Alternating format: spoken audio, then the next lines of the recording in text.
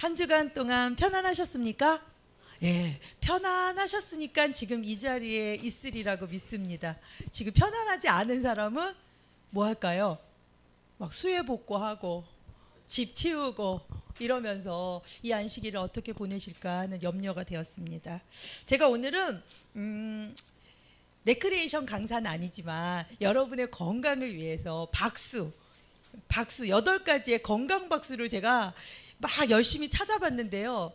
아직 완전히 숙지는 못했어요. 그러나 이 박수 많이 치시나요?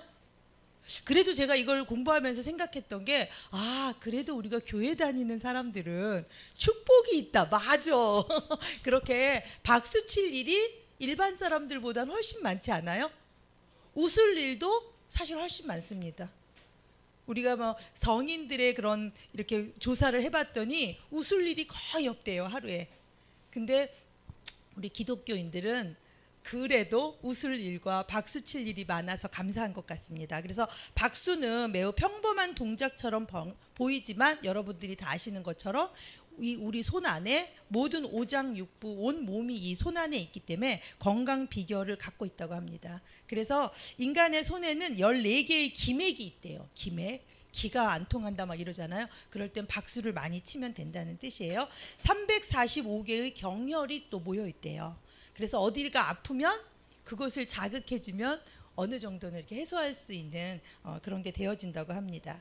그래서 손을 많이 움직이는 사람이 그래서 무병장수할 수 있는 어떤 실질적인 통계 자료도 갖고 있다고 합니다. 그래서 우리 몸의 축소판인 손바닥을 자극하는 방법을 몇 가지 배워보려고 그래요. 8가지라고 하는데 보통 어떤 거 아시나요? 여러분들이 하시면 제가 그 효능에 대해서 말씀을 드릴게요. 일단 박수 막 치시죠. 박수 그러면서 막 예 그렇게. 근데 그래 뭐 즐거운 일 뭐가 있다고 이거 아니고 격렬하게 손에 자극이 되도록 박수를 치시면 그거는 어떤 효과가 있냐면은 내장 기능을 강화한대요. 그리고 우리가 성인이 되면 조금씩 당뇨병들이 있잖아요. 당뇨 합병증을 예방한대요. 박수 많이 치셔야겠죠. 박수 칩시다. 네. 이러지 않고 격렬하게 박수. 그런 박수를 또 다른 표현으로는 세상적으로는요 김일성 박수래요. 우리는 자유민주국가에 살아서 치고 싶으면 치고 안 치고 싶으면 안 치지만 북한에선 어때요? 일사불란하게 쳐야 되거든요. 그래서 우리가 그런 그 좋은 의미들을 생각하면서 박수를 치면 좋을 것 같아요. 또 어떤 박수가 있죠? 손가락 박수. 많이 해보셨나 봐요. 손가락 박수는요 만성 비염이 있는 사람 코감기를 예방해 준대요. 요새 막 에어컨 많이 키셔가지고 코 찌근찌근하지 않아요? 그럴 때 지금 벌써 하고 계세요. 우리 지혜가 백단이셔다. 우리 안식일들 이렇게 손가락을 자극이 되도록 좀 세게 탁탁탁탁 쳐보시면 좋을 것 같아요. 또 어떤 박수가 있죠? 어떤 박수? 손등으로 치는 박수가 있어요. 저도 이거 해봤는데 굉장히 시원하더라고요. 손등 박수는요 어디냐? 전문가가 아니라서 손가락, 목뒤, 손등 박수. 손등 박수는요 허리나 등 척추 요통이 있는 사람에게 되게 좋다네요. 그래서 이거를 좀 많이 치시면은 자기와 이렇게 닿는 부분이 있죠. 나 여기 연약한데 그러면 그 박수를 좀 많이 치시면 좋을 것 같아요. 오늘 다 할 수 없으니까 또 한 가지는 내가 발견한 박수는요 목 뒤로 치는 박수가 있대요. 해보세요. 목 뒤로 조금 어려워요. 몸이 굳으셔서 어려워. 요거는 어깨 피로 예방에 되게 좋다네요. 그래서 손을 이렇게 펴가지고 저도 처음엔 안 되더니 자꾸 하니까 되더라고요. 이렇게 숙이지 말고 머리 이렇게 숙이지 말고 이렇게 머리 들고 이렇게 격렬하게 이렇게 하면은 요통이 예방된다고 합니다. 이제 8가지였는데 요까지 하고 다음 주에 또 야심차게 나머지를 하면서 우리가 뭐 요통 그러면 우리가 그 박수를 쳐보고 이렇게 한번 해볼 수 있도록 한번 해보겠습니다. 오늘은 제가 요즘에 안교를 뭘 할까? 안교 주제가 없어요. 사람들이 되게 많이 고민하잖아요. 근데 우리 교단에는 뭐가 있어요? 시조와 건강, 가정과 건강이 있습니다. 저는 굉장한 이 애청자는 아니고 뭐죠? 애독자예요, 애독자. 그래서 이거 오면은 너무 열심히 저 읽거든요. 혹시 읽으시나요? 겉면도 하는 거예요. 제가 시조 겉면. 예, 요게 굉장히 좋은 내용이 되게 많아요. 제가 전에도 한번 소개를 해드렸지만 이렇게 잡지나 글이 하나 나오는 게 굉장한 고통 가운데 나온다는 걸 우리 성도님들이 아셨으면 좋겠어요. 이 글을 쓰기 위해서 굉장한 상고의 고통을 통해서 이런 글 하나가 나오는 거거든요. 그래서 많이 읽어주시고 많이 감명 받으시면 좋겠다라는 생각을 하면서 오늘은 이 우리 7호로 시조에 이게 나왔어요. 21세기 사는 참 그리스도인. 우리 모두 그리스도인이죠. 근데 거기다가 참이 붙으면 어떤 사람이 참이 붙을 수 있는 그리스도인인가 한번 생각해 볼 수 있는 시간을 가졌으면 좋겠습니다. 요거는 미네소타 주에서 목회를 하시고 있는 브래들리 부스라는 그 목사님이 쓰신 글이더라고요. 제가 한번 읽어봐 드리겠습니다. 21세기를 사는 참 그리스도인. 오늘날 전 세계 20억의 사람이 스스로를 그리스도인이라고 부른다. 우리도 그 20억 명의 지금 한 명이신 겁니다. 그리스도인으로 산다는 것은 쉽지 않다. 성경을 따르고자 하지만 수천 개의 기독교 종파 중 어떤 교파를 믿어야 할까? 점점 더 많은 사람이 물려받은 종교적 가치관을 포기하고 있으니 그리스도인으로 사는 것이 점점 더 혼란스러워지는 듯하다. 어떻게 하면 21세기에 참 그리스도인으로 살 수 있을까? 첫째, 그리스도를 믿는다.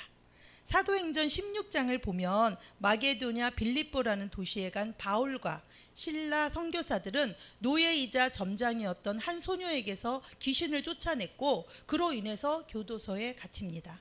당시 제대로 된 재판도 없이 매를 맞고 교도소에 갇혔던 바울과 실라는 절망하지 않고 예수님처럼 고난을 받을 수 있는 기회를 주신 하나님께 도리어 찬양했다고 합니다. 그런데 놀랍게도 한밤중에 지진이 도시를 강타했고 기적적으로 교도소의 문이 열려버립니다. 그럼 어떻게 되죠? 많은 사람들이 이게 웬일이냐 그리고 다 밖으로 나가버리죠. 그러면 교도관은 어떻게 될까요? 죄수들을 잘 지켜야 됐는데 이제 교도관이 큰일 난 겁니다. 그래서 이 많은 그 범인들이 탈출을 하면 본인이 처형이 될 것을 예상한 교도관은 처벌받기 전에 자결하려 했으나 그 순간 바울이 얘기를 합니다. 바울과 실라가 도망치지 않고 모두가 제자리에 있다. 그렇게 얘기를 하면서 성경에 의하면 그때 교도관은 바울과 실라가 믿는 하나님께 깊은 감명을 받고 그들 발 앞에 무릎을 꿇었다고 합니다. 이거 제 얘기 아니고요. 이 목사님 얘기 아니고요. 성경에 나오는 얘기입니다. 그래서 사도행전 16장 30절에 보면 선생들이여 내가 어떻게 하여야 구원을 얻으리까 하거늘 이르되 주 예수를 믿으라 그리하면 너와 내 집이 구원을 얻으리라 하고 하면서 교도관에 얘기해 주는 장면이 나옵니다. 이처럼 그리스도인이 된다는 것은 예수를 믿는 것입니다. 이것이 구원을 위해 우리가 할 수 있는 전부입니다. 사람은 자신의 힘으로 구원을 이룰 수 없습니다. 우리가 구원을 얻는 데 필요한 값은 오직 하나님만이 대신 치러주실 수 있습니다. 예수의 희생이 이 사실을 증언합니다. 두 번째, 성경을 믿는다. 성경을 믿는다는 게 무엇일까? 성경에 나오는 이야기들이 역사적 사실임을 증명하는 새로운 유물들이 매년 발굴되고 있습니다. 우리는 다윗, 본디오 빌라도 같은 성경에 나오는 인물들이 실제로 존재했다는 사실을 그들의 이름이 기록된 고대 점토판과 돌비들을 통해 확인할 수 있습니다. 성경의 예언은 성경의 권위를 나타내는 또 다른 증거입니다. 예를 들어 예언자 이사야는 그 고레스라는 페르시아 왕이 바벨론을 함락시킬 것을 예언했고 그는 실제로 그렇게 했습니다. 그런데 이 예언은 고레스가 역사에 나타나기 150년 전에 이미 성경에 기록되어 있었던 것입니다. 성경이 하나님의 말씀임을 나타내주는 또 다른 결정적인 증거는 그들의 변화된 삶입니다. 오랜 세월 동안 기독교로 개종하고 변화된 많은 사람들이 이것을 증거합니다. 그래서 모든 성경은 하나님의 감동으로 된 것으로 교훈과 책망과 바르게 함과 의로 교육하기에 유익하니 이는 하나님의 종이 모든 선한 일을 행하기에 온전케 하려 함이니라 라고 디모데후서에 나와 있습니다. 신뢰할 만한 믿음의 지침서가 바로 성경인 것입니다. 기도하는 마음으로 말씀을 따른다면 성경은 여전히 그리스도인들에게 하늘에 계신 아버지와 연결될 수 있는 가장 좋은 방법입니다. 세 번째, 이웃을 사랑하는 것. 이것이 바로 21세기 사는 참 그리스도인의 모습이라고 합니다. 이웃을 사랑한다. 이제 요거는 세 가지의 그 간증을 통해서 설명을 해놓으셨더라고요. 11월의 어리 흐린 날, 토미는 아버지와 함께 차를 몰고 동네의 거리를 지나다가 몇 명 남자들이 있는 것을 발견합니다. 그중 몇 사람은 구부정한 자세로 불을 피워놓고 드럼통에서 손을 녹이고 있었습니다. 그 외 다른 사람들은 꽉 찬 쓰레기통을 뒤지거나 길 위에 깔아둔 박스에서 잠을 자고 있었습니다. 토미는 이런 광경을 보고 충격을 받았고 우리 이 사람들을 도와줘요 라면서 아버지에게 말했다고 합니다. 그날 저녁 그들은 샌드위치와 따뜻한 수프를 만들어서 노숙자를 대접하게 됩니다. 이런 한 평범한 소년이 자신들을 돕는 것을 보고 이 노숙자들이 굉장히 놀라워했다고 합니다.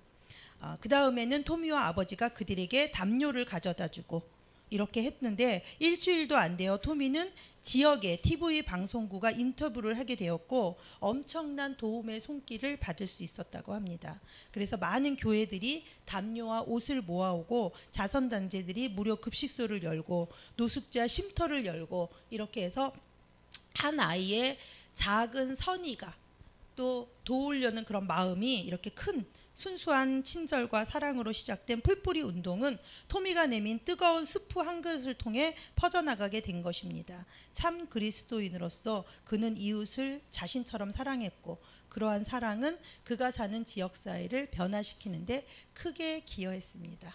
우리가 지금 보는 게 뭐죠? 21세기를 사는 참 그리스도인. 참 그리스도인은 작은 선행을 시작한다. 이렇게 좀 요약할 수도 있을 것 같아요. 네 번째, 책임감 있게 산다. 이거는 루실이라는 사람이에요. 루실은 지역 병원의 유능한 간호조무사로 신앙생활에도 충실했고 가족에게 헌신적이었으며 술, 담배도 하지 않았습니다. 그런 그녀가 아이를 임신했는데 임신 6개월 차에 조기분만해야 된다는 진단을 받게 되었습니다. 하지만 아기를 조기분만하면 살 확률이 50%에 불과했습니다.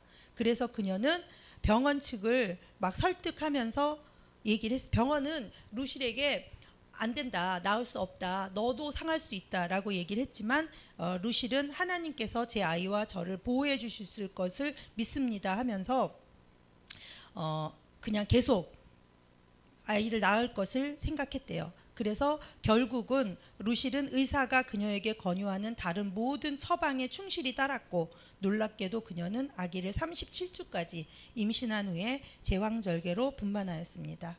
루실은 하늘에 계신 아버지를 신뢰하며 그리스도인으로서의 책임감을 분명히 나타냈습니다. 그녀의 인생 격언은 잠언 3장 5, 6절이었다고 합니다. 너는 마음을 다하여 여호와를 의뢰하고 내 명철을 의지하지 말라. 너는 범사의 그를 인정하라.